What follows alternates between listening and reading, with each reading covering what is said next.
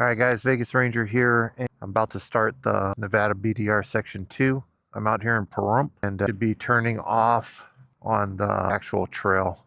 I'm on Highway 372 right now, and I'm at Green Valley Grocery Shell gas station. This is the last place to fuel up before you get on the trail. There is another place to fuel up in Amargosa, but that's going to take you about 5 to 7 miles off the trail, and you're going to have to backtrack. But if you can make it to Batty from here, then you're good. We're going to be turning right onto Meadows Road, which is right on the border of Nevada and California. Actually, these homes that you see right here, these are on the California side of the border, and the road veers back onto the Nevada side. Mostly half of this trail is going to be county maintained roads, just like this one right here. We're back on the highway, and we're getting off on Ash Meadows Road again, and that takes us straight to Ash Meadows National Wildlife Refuge. And then after we get back on the trail, we're back on the highway, and we're into the town of Amargosa. And this is what Amargosa is pretty much known for, is this big sand dune. And then after that, we cross the highway, and we're here into probably the best part of the trail, which is going to be in the Sterling mining area. And this is like south of Batty, behind the mountains, north of the highway. And a lot of there's mines back here that are still active. They're gold mines. We're coming to this fork because this actually goes down into the wash. The road to the right is a little messed up, so we're going to take the road here to the left, but we're still going to go down into the wash. Now, a lot of this stuff in the wash, this is waste from all the mining activity that's taken place since the 1800s. And you're actually going to see a lot of burrows in this area. A lot of these burrows are descendants from the mules that the miners were using back in the 1800s and the 1900s. Now this rock here, this is a lot of loose rock, and it gets very deep in some areas. And you can actually hear my bike actually like sliding on the rocks as my front tire digs in. If you've seen one of my other videos that I made earlier about lowering my triple clamps on my forks for more stability, and that helped out a lot on this ride, especially in the sand and in this area right here. This is also the more scenic of the areas. The first half of the ride, not much to see except maybe the town of Amargosa and Ash Meadows Refuge. But as far as scenery goes, this is the nicest area. Actually cuts through a valley.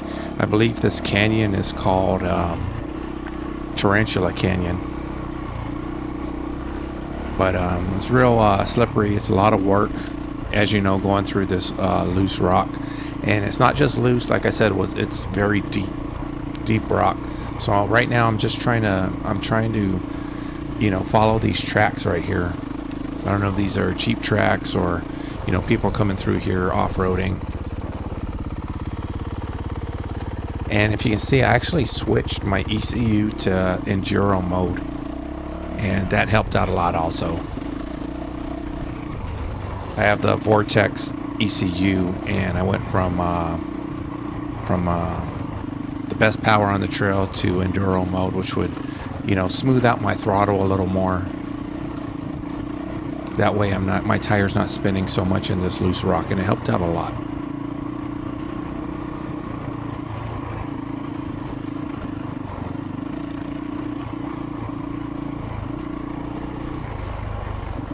Now I'm trying to stay on this. I'm trying to stay in this rut made by vehicles right here, just because my front tire keeps sliding.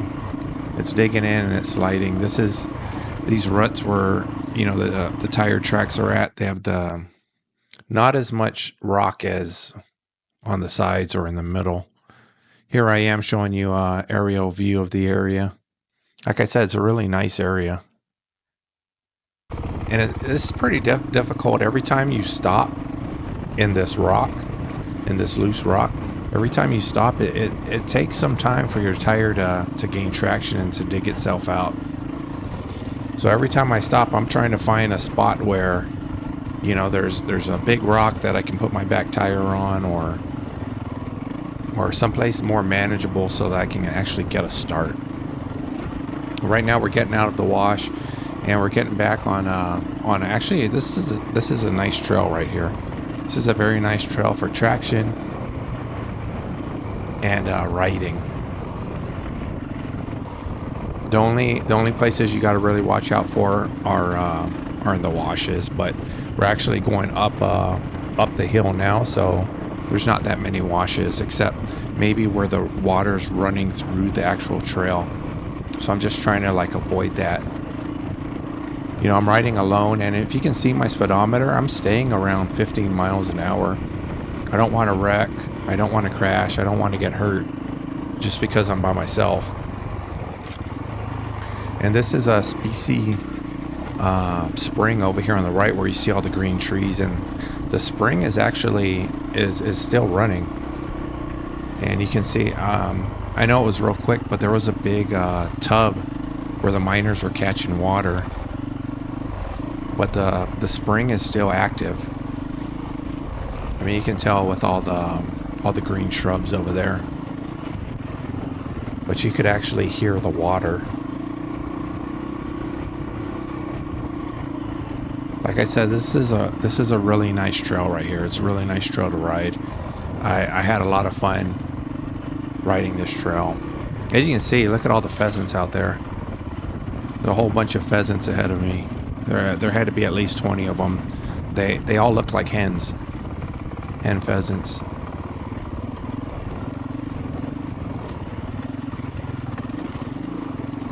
Little technical area there in that little wash. But we're going to keep climbing. And probably the next thing on the BDR, the next site to see would be that cell tower. You actually, back here, you actually get really good cell signal back here because of that tower. And I assume that tower is there for the mining companies that are back there for their internet service and whatever, their internet and their cell service, and maybe their radio service also. But it's going to be up here, kind of at the top of the hill onto the left. Is that cell tower. I didn't ride up there. I could see the tower fine from where I was at. I know on the BDR map they map it up there, but you can see it just fine from the top of the hill. It's not very far.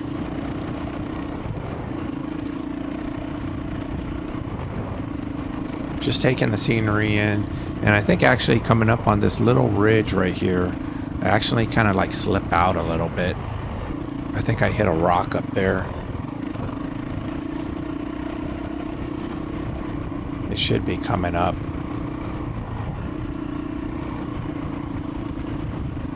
Right there. I kind of like slipped out. I think my back tire hit a rock and it ended up bouncing, and then it slipped out under me. This was probably like one of the only times I had to put my leg down to stop from falling. So that's why I'm trying to stay, you know, at a consistently, you know, slow speed, but not too slow. But I also don't want to be going too fast. Last time I did the BDR section 1, I ate it pretty bad, like 2 or 3 times. And I could have gotten hurt, and I was lucky. Especially back here. I mean, you're pretty far from the highway when you're behind this mountain range back here. It's going to be tough walking out, especially if you're hurt or you injure one of your legs from falling over. So if you're by yourself, you know, take it slow. There's no reason to rush.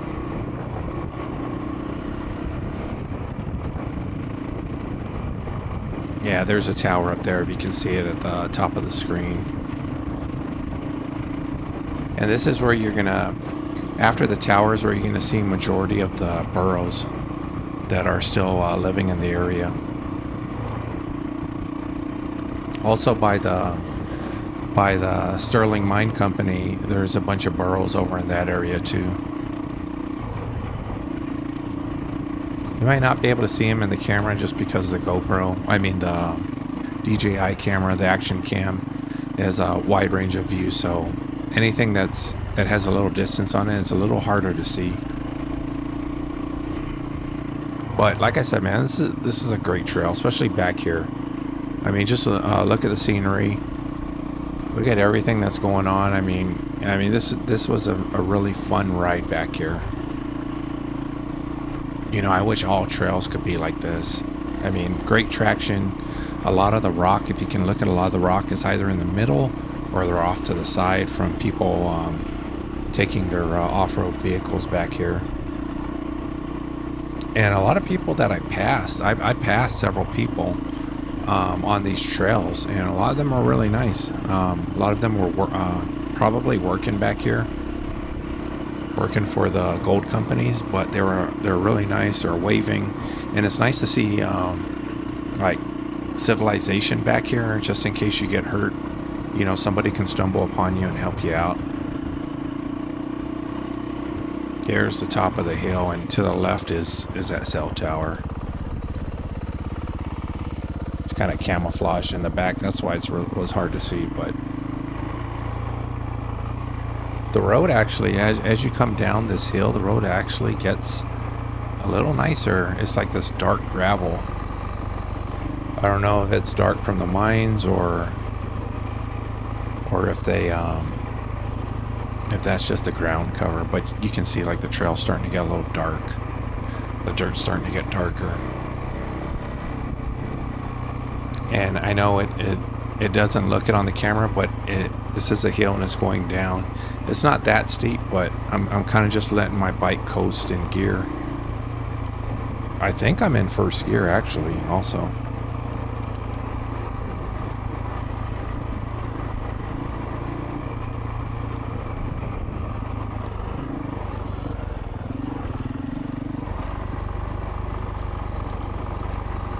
There we go, reach the bottom. And this was I was talking about. The gravel gets a little bit darker. Great traction also. Good traction down here. And this is the part where I was telling you you're going to see most of the burros. I think as I get towards the end, towards the main road, you're going to see some burros off to the right if you could see them. They're going to appear a little small in the camera, but I actually stopped just to take a look at them. I don't want to scare them. I don't want to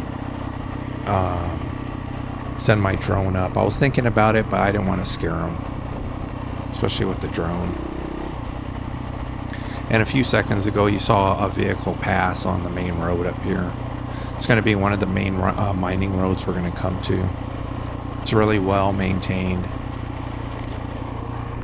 There was actually a truck at the bottom, a watering truck, where they're constantly putting water on it for dust.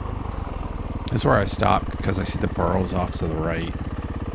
Oh no, I stopped because my giant loot bag, my handlebar bag is open. But I'm going to stop up here, further up. I put some chapstick on. There they are. If you can see the burros standing on top of the little ridge up there. There was like 5 of them, I think.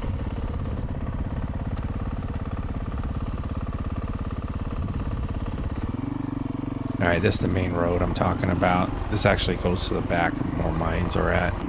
There's a bigger operation back there. And then here I was trying to go to the Florine post office, which is an old building from back in the early days. There used to be a mining camp back there and a post office. And I actually took a wrong turn. And if you can see right here, I go in this wash. I'm trying to make a right. And my front tire just absolutely sinks into that gravel right there, that pea-sized gravel. I couldn't even see my tire.